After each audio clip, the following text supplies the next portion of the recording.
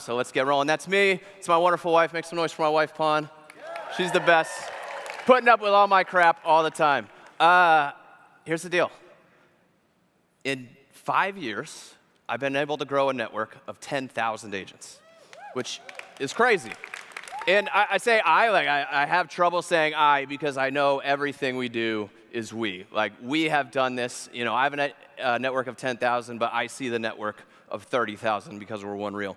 But 10,000 agents, everything I've learned in 10 minutes. So if you guys are note takers, now's the time to lock in. The first thing you need to know, I took a screenshot of my app before I got up here, and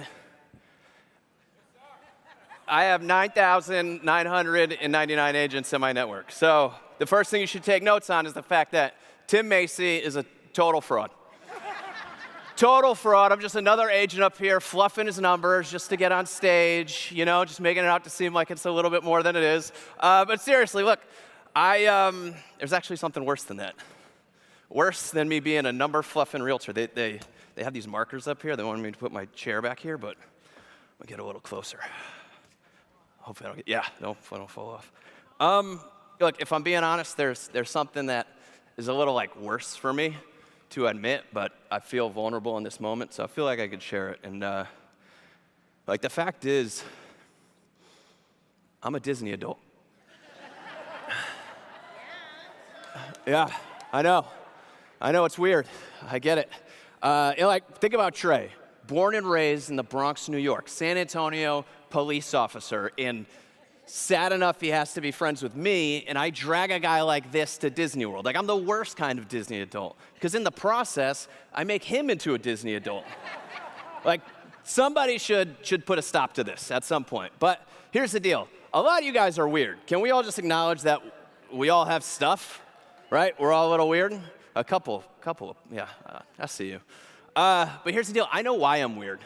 And I think that is a difference. See, growing up as a kid with my two brothers and my dad, and if you don't know, that's me. My brothers were obviously celebrating some karate achievement, and I was eating ice cream. Yeah, like I just got ice cream in the expo hall. I don't know if you guys saw those sandwiches, but whew, they were good. Anyways, my dad was an entrepreneur, and he was a successful entrepreneur. He grew this business. I remember him having a big office and employees. He was in the newspaper. Successful guy. But I was the youngest of 3 kids, and I grew up in things falling apart. And I remember not knowing, because I was that little with an awkward haircut. I had other things to worry about too. But I remember my dad carrying a weight. Like, you could tell, he just carried a weight, and he carried the weight of being an entrepreneur. Making sure the family's fed, making sure things move forward. He's got employees to worry about. Everybody depends on my dad, the entrepreneur. And when I got a little older, he had one of these transparent moments with me where he said, hey, I remember bringing you and your brothers to Disney World. And when you guys were in the back seat of that car, you know when you pull into Disney World, the signs change? Like, you know you're there? And he said, looking back in the rearview mirror at your smiling faces was the happiest moment I've ever had in my life. And that's why I'm a Disney person. Yeah. So can we stop giving me a hard time about it, guys? Come on. So fast forward to 2015, I had a baby. My beautiful daughter, Alice. I didn't have the baby. My wife had the baby, but I like to take credit for stuff. So, and my dad came to see me for a couple days, and it was like an amazing couple days because he had to pull a lot of strings to get there, and he comes down and sees me. And I had one of those transparent, like, core memory moments with my dad. We were in the car by ourselves, and he said to me, he said, I'm sorry I don't have anything to leave you and Alice. I really wish I did. And it stood out to me. It caught me off guard because I was mowing lawns and driving Uber at the time, which probably is why he didn't feel like a great dad in that moment, because we were broke. I had just gotten my real estate license. Like, we were trying to figure out life. And I was all hopped up on Tony Robbins' podcast and energy drinks. Like, I was going to build generational wealth. I was going to do all this stuff. Like, you guys know what that's like. But my dad had run that race, and he didn't feel like he was successful because he didn't have that thing to pass down. And that stuck with me, that feeling. And so he left, and in a couple days, not a couple days, a couple months after he came to see us, we get the phone call that my dad was hit by a car while riding his bike, and he passed away. He after he came to see us. And like, I love, this picture means like the world to me, but it breaks my heart into a million pieces because that's the only time my dad ever got to hold my baby girl. And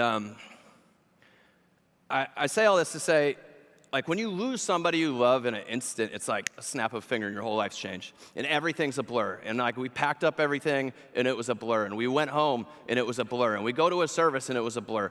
And then there was this moment of clarity when I was at his service, when somebody came up to me and said, hey, I used to work for your dad, and he was amazing and he changed my life. And then somebody else came up with a similar story. And then the funeral director came over and like tapped me on the shoulder and said, hey, the parking lot is full and there's a line down the street, but we're gonna figure it out. And story after story. And the thing that I left out in the story is that my dad was an amazing human who loved helping people. You know, he taught me a lot of things about how to treat people. I think the biggest piece that he taught me was his superpower, which is believing in people. He believed in people and he loved the underdog, and he helped so many people in their lives and made a positive impact on it. And so when I got a chance to myself, I was broken up. You know, like I'm mad, I'm sad, I'm going through all the things. But the thing that hurt me the most was that my dad was so successful. Because the stuff he left us with and the stuff he left the world and the impact he made on others was far greater than any dollar amount in a bank account. And I say that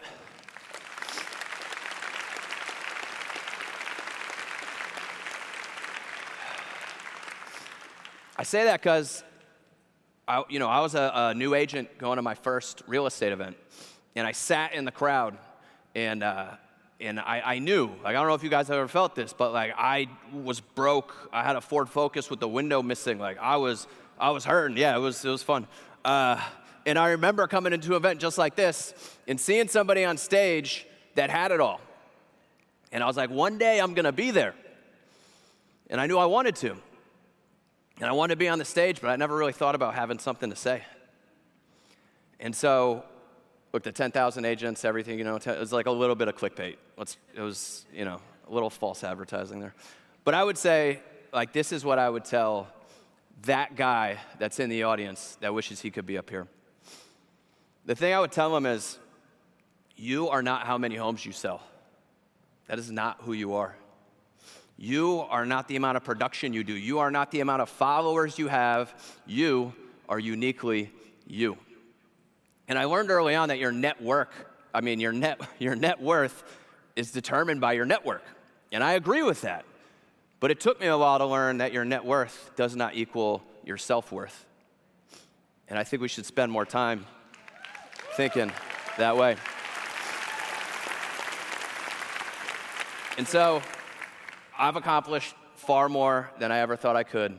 And it's all because of the other people in this room. I've done nothing by myself. And the thing I would tell that young man in the audience is that who you are becoming is far more important than what you're accomplishing. And my biggest fear for us and myself and everybody else is that, like, we can't be a public success and a private failure. We can't be a public success and a private failure. And too many times we're just so focused. Like, look, this market is tough. I was listening to the speaker before. We are in a tough market. You are not gonna have your best year. Maybe you are having your best year. You're gonna have a down year. Sometimes things are great, sometimes things suck, right? That's the life we live. But you're gonna make it. And if you truly believe in your heart that you're going to make it, we have to think about who do we wanna be when we do make it. And I hope that will take more time on that and maybe a little less time on GCI. Fair? Fair. So, said Samir took all my time throwing out t-shirts. I'm gonna, can I wrap with this one thing? I look back at when I was a kid, and I thought my dad was stressed out a lot. I thought he got angry easily. I could tell he was carrying a lot of weight. But when I think back to my dad as an adult from where I'm at now, like, I'm pretty sure he was lonely.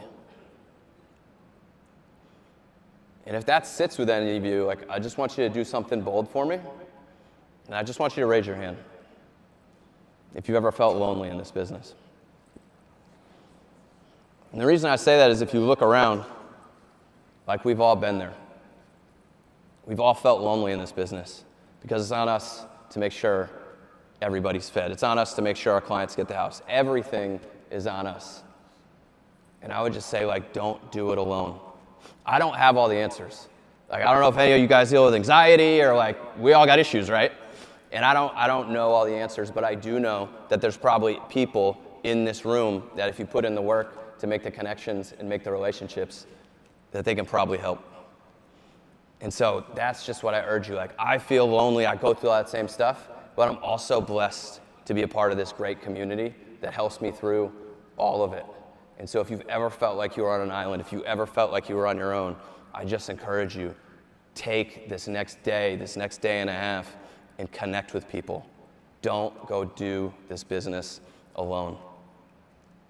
I'm Timothy Andrew Macy. I'm the son of Andrew Warren Macy II, and I'm grateful for all of you. Thank you.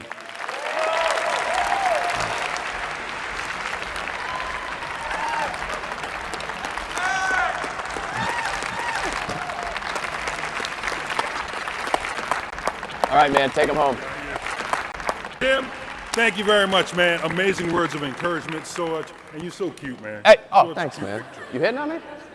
Not in front of all these people. All right, hey, make some noise for Mark getting us through the whole day today. Good stuff, man. Thanks, man. All right.